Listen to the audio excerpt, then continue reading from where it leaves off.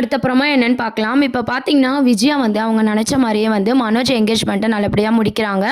கோர்ட்ல வந்து 6 மாசம் வந்து தள்ளி வச்சு தான் நான் வந்து டைவர்ஸ் குடுப்பேன். அதுவரைக்கும் 2 பேரும் வந்து மனமாற்றம் வருதான்னு பார்க்கலாம். அது மட்டும் இல்லாம மாசம் 25,000 பார்த்தீங்கன்னா, மனோஜ் வந்து ரோகிணிக்கு குடுக்கணும் அப்டின்ற மாரி ஜட்ஜ்மெண்ட் சொல்லியிருக்காங்க. இந்த விஷயத்த மனோஜும், விஜயாவும் பார்த்தீங்கன்னா, வீட்ல எல்லார்கிட்டயுமே மறைக்கிறாங்க. இன்னைக்கு எபிசோட் ஆல்ரெடி பார்த்தவங்களுக்கு தெரிஞ்சிருக்கும். மனோஜோட என்கேஜ்மெண்ட்ட வந்து நல்லபடியா விஜயா வந்து முடிச்சிருப்பாங்க. ரிங்க காணோம் அப்டின்னு சொல்லி ஃபர்ஸ்ட்டு தேடிட்டு இருப்பாங்க. அதுக்கப்புறம் பார்த்தீங்கன்னா, முத்து வந்து எப்படியோ கண்டுபிடிச்சிடுவாரு. அப்புறம் எல்லாரும் சந்தோஷமா பேசிட்டு இருக்கும்போது பார்த்தீங்கன்னா, மனோஜ்க்கு பொண்ணு பார்த்துருக்காங்க இல்லையா, அவங்க ஃபேமிலிலேருந்து எல்லாருமே வராங்க. வந்து நிச்சயதார்த்தத்தெல்லாம் வந்து படிச்சு 2 பேரும் பார்த்தீங்கன்னா, ரிங்கெல்லாம் மாத்திக்கிறாங்க. ரொம்பவே சந்தோஷப்படுறாங்க. அதுக்கப்புறம் பார்த்தீங்கன்னா, அந்த பொண்ணு வீட்லயும் அமெரிக்கா போறதுக்காக விசா எல்லாமே வந்து ரெடி பண்ணிடுங்க அப்படின்ற மாரி ரொம்ப சந்தோஷமா பேசிட்டு இருக்காங்க. இதுக்கு நடுவுல விஜய் என்ன பிளான் பண்றாங்கன்னா, டைவர்ஸ்க்கு 6 மாசம் ஆகும். அதுக்கு முன்னாடி நம்ம கல்யாணத்த முடிச்சிடணும். அப்பதான் வந்து நம்ம மனோஜ் லைஃப்ல எந்த பிரச்சனையும் இல்லாம இருக்கும் அப்படின்னு சொல்லிட்டு 6 மாசத்துக்குள்ளேயே வந்து கல்யாணத்தை ஃபிக்ஸ் பண்ணிடணும்னு சொல்லி விஜயா வந்து யோசிக்கிறாங்க. மனோஜும் விஜயாவும் சேர்ந்து இந்த பிளானை போடுறாங்க.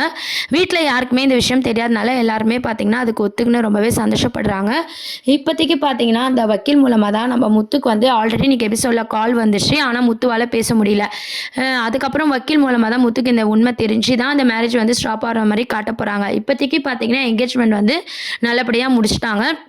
மனோஜுக்கு பயங்கர சந்தோஷமா இருக்குது. நம்மளுக்கு வந்து மேரேஜ் ஆக போகுது அப்படின்னு சொல்லிட்டு. விஜயாவுக்கும் பார்த்தீங்கன்னா, நம்ம பணக்கார வீட்டில் பொண்ணு எடுக்கிறோம் அப்படின்னு சொல்லி அவங்களும் ஒரு பக்கம் சந்தோஷப்படுறாங்க. அதுக்கப்புறம் பார்த்தீங்கன்னா, கோர்ட்லேருந்து மாதம் 25,000 ரோகிணிக்கு கொடுக்குற விஷயத்த வந்து முத்துக்கிட்ட வந்து எல்லாமே சொல்கிறாங்க. சொல்லும்போது தான் முத்துக்கு ரொம்பவே ஷாக்கிங்காக இருக்குது.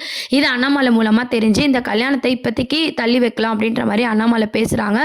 விஜயாவும் மனோஜும் எந்த மாதிரியான அடுத்து பிளான் பண்ண போகிறாங்க, அதை பேஸ் பண்ணி தான் பார்த்தீங்கன்னா அடுத்த ப்ரோமோ வந்து மூவ் பண்ண போகிறாங்க. இப்போதைக்கு பார்த்தீங்கன்னா மனோஜோட கல்யாணம், அப்புறம் ரோகிணிக்கு வந்து மனோஜ் எப்படி காசு கொடுக்க போறாரு, இந்த கல்யாணம் வந்து பார்த்தீங்கன்னா கல்யாணத்துக்குள்ளே இந்த உண்மை வந்து தெரிகிற மாதிரி காட்டுவாங்க. அதுக்கப்புறம் வந்து ரோகிணி ஒரு பக்கம் சந்தோஷமா இருந்தாலும் இந்த என்கேஜ்மெண்ட் விஷயம்லாம் வந்து ரோகிணிக்கு சிந்தாமணி மூலமாக தெரிய வருது. விஜயா சிந்தாமணி கிட்ட சொல்கிறாங்க. சிந்தாமணி ரோகிணி கிட்ட சொன்னதும் ரோகிணிக்கு எல்லா உண்மையும் தெரிஞ்சு இதுலேருந்து புதுசாக வந்து கேஸ் போடணும் நம்ம மனோஜ் மேலே, எப்படி நம்ம டைவர்ஸ் வாங்காமல் என்கேஜ்மெண்ட் பண்ணலாம் அப்படின்ற மாதிரி அதுக்கு ப்ரூஃப் வேணும் அப்படின்னு சொல்லி சிந்தாமணி கிட்ட ரோகிணி கேட்குறாங்க. அதுக்கப்புறம் வந்து என்கேஜ்மெண்ட்டுக்கு எடுத்த ஃபோட்டோலாம் காட்டுங்க அப்படின்னு சொல்லி சிந்தாமணி பார்த்தீங்கன்னா விஜயா கிட்ட போட்டு வாங்கி அந்த ஃபோட்டோஸ்லாம் வந்து கலெக்ட் பண்ணிக்கிறாங்க. இப்போதைக்கு பார்த்தீங்கன்னா அந்த ஃபோட்டோஸை ஆதாரமாக வச்சு ரோகிணி வந்து ஆக்ஷன் எடுக்க போகிறாங்க. இதெல்லாம் தான் அடுத்த ப்ரோமோவாக இருக்குது. ரோகிணிக்கு இந்த விஷயம் தெரிஞ்சால் கண்டிப்பாக சும்மா இருக்க மாட்டாங்க. அவங்க ஒரு பக்கம் ஆக்ஷன் எடுக்க போகிறாங்க. இதெல்லாம் அடுத்த ப்ரோமோவாக இருக்குது. இதை பற்றி நீங்கள் என்ன நினைக்கிறீங்கன்றதை கமெண்ட் செக்ஷன் சொல்லி சேனலை சப்ஸ்கிரைப் பண்ணுங்கள். தேங்க்யூ.